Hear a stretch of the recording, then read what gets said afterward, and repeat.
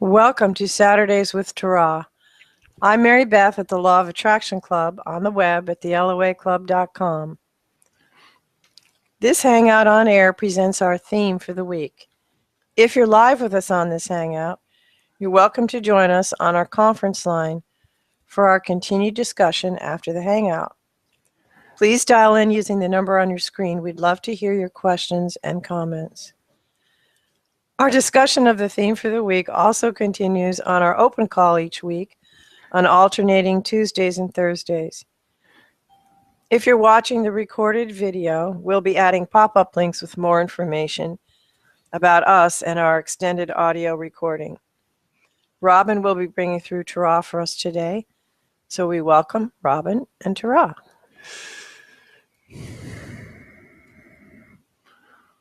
Welcome. If you're looking for law of attraction proof, your reasons may be positive or negative. In other words, you may be inclined towards believing in the law of attraction, and so you're looking for ways to reinforce that belief. Or you may be inclined to disbelieve it and looking for examples of so-called proof in order to debunk them. Well, we're going to make a fundamental assertion about the nature of proof, and that is, nobody can prove anything to anybody. All you can ever do is make decisions for yourself about what to believe or disbelieve. And once you've decided, you'll come up with all the proof you ever need to support that choice. In the words of our friend Abraham, to try to convince somebody that what they think is wrong, that what you think is right, is really wasted effort because their opinion keeps validating itself. The law of attraction keeps proving to them there is no law of attraction. In other words, if you're committed to disbelief, the version of the world you're in will support that choice. And nothing in this discussion is likely to change that. If you're on a genuine quest to understand, in these next few minutes, we invite you to explore with us what's possible and what's certain within this context of law of attraction proof. We're not going to ask you to suspend logic, because this discussion is going to be as scientific as it's possible to be. We're not going to ask you to accept anything on faith. However, whether you're inclined to believe or inclined to disbelieve, we are going to challenge you to examine your assumptions, because where you're starting from determines where you go. This one got into a lengthy exchange some time back with a self-described atheist who proudly declared that he made no assumptions. But the truth is that you all start with assumptions. And if you've been practicing them for a while, you may be so invested in them that they've faded into your background tapestry of beliefs and expectations. You've locked onto them, and they confine you within a limited range of possibilities. When asked once if he was an atheist, astronomer Carl Sagan, who co-authored the original Cosmos television series, said, "An atheist has to know a lot more than I know. An atheist is someone who knows there is no God." We call that a truly scientific answer. It avoids the assumption most people, and certainly most atheists, make, that there's one world out there, external and physical and continuous. And if anything non-physical or spiritual exists, you would be able to observe it or the effects of it and measure it and prove it with experiments that can be replicated. That's a huge assumption. And once made, it effectively closes off the possibility of logical discussion about concepts like consciousness. And it dismisses as irrelevant the big questions that all of you come to at some point. about what you are and who you are and what you're doing here in this game of life on Earth. There are also law of attraction advocates who seek to prove it by various means. For example, they propose aspects of quantum physics as law of attraction proof. But to do that, like the atheists, they have to start from the place that there's a one world out there. But logically, you can't do that.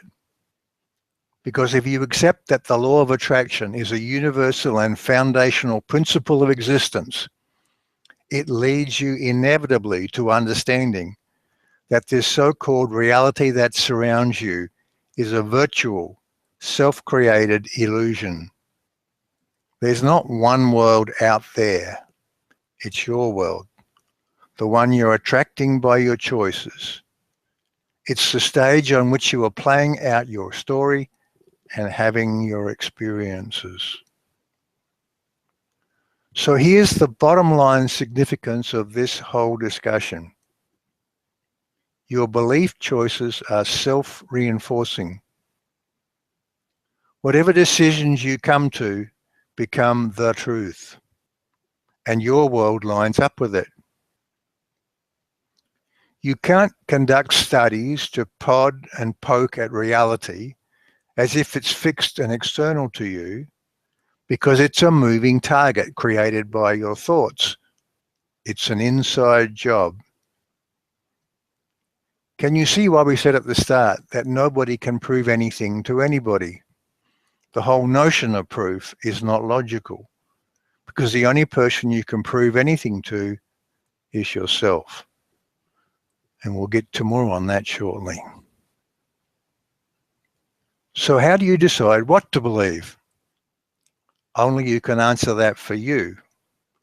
But we suggest the important personal criteria are: 1, does it give you a basis for answering life's important questions?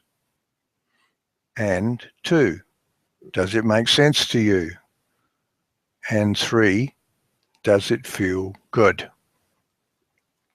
Try this on for size. This is our description of everything that's absolute about you. These are the things you are not at choice about. You are a timeless consciousness. You're an always connected extension of the collective consciousness of all that is. You are born out of, individuated by, your intentions and choices. When you make a new choice, it steps you into a new individuation, a new version of you. Every version you inhabit comes with its own matching context, you and the world around you. And here's our description of what you are at choice about. Everything else. Everything else. How does it feel to know that you are an always connected, in love, part of eternal source? How does it feel to know that you can choose what to be, where to be, how to be, what to do, and what to have? How does it feel to know that the world around you conforms exactly to your tapestry of beliefs and assumptions and expectations? How does it feel to know you can change your tapestry and your world will always mirror those changes? How does it feel to mix it up with those other timeless consciousnesses you've attracted into your world? How does it feel to have leading edge experiences, get new rockets of desire, and create new things? How does it feel to feel within you what our friend Bentinho Massaro calls presence, the awareness of who you are at your core? Pretty damn good, we'd say, from Bentinho. If proof of presence is what you seek, seek no further than to look closely at your every single experience, For every moment's variability to appear to you confirms the crystal clear existence of an all-pervasive presence, you. Without presence, no experience could arise. Experience, therefore, implies, proves presence. Now, experience happens all the time, so proof of presence is always present. When you get this, the direct teacher of presence is always with you. Do not look far away when proof of what you seek confirmation of is right here every billionth of a second, appearing right in front of you, showing you over and over again what is already obvious to itself. Now we know these are profound statements we're making. And in the meantime, here you are in the world with those other people, and you're dealing with it and with them. And all you wanted to get perhaps when you came here was a little reassurance that you were on the right track and a few pointers at the truth of it all. Well, the truth is we can't answer your questions completely or even adequately without building a foundation. So we encourage you to think about the ideas we've been discussing. And then here's how you get the reassurance. Here's how you prove things to yourself. As we said above, try it on for size. In general, what all this means is, first, understand it. Then be aware of the implications, and they're enormous.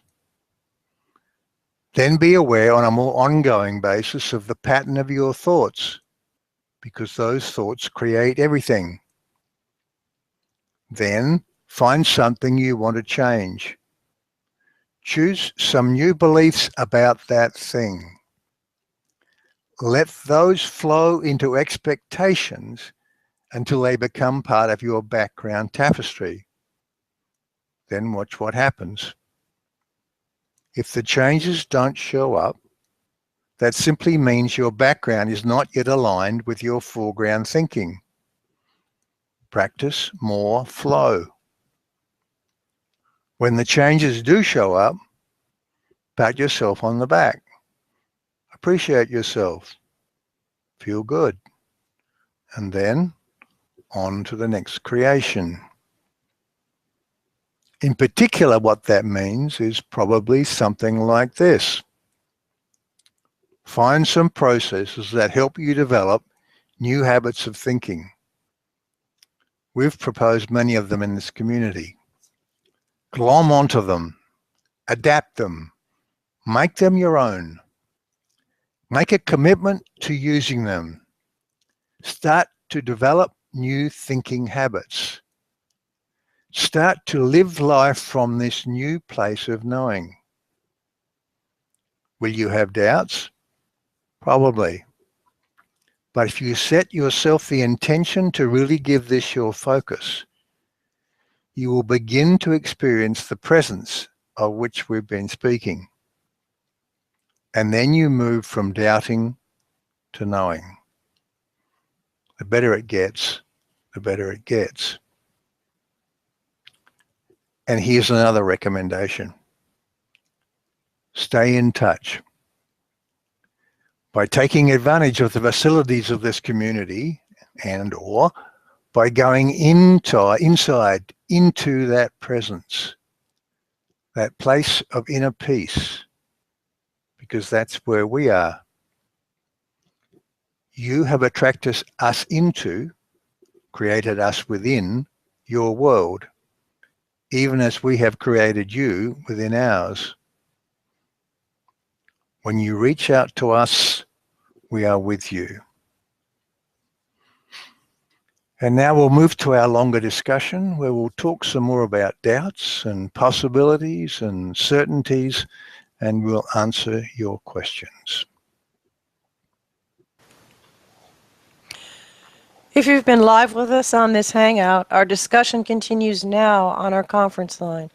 You're welcome to join us and bring your questions and comments. Use the number on your screen. If you're watching the recorded video, click the pop-up links on your screen for more info about us and the audio of the full call. And if you'd really like to change your life in the next 12 months, we have 2 fantastic programs you can join right now. Check us out at theloaclub.com/programs.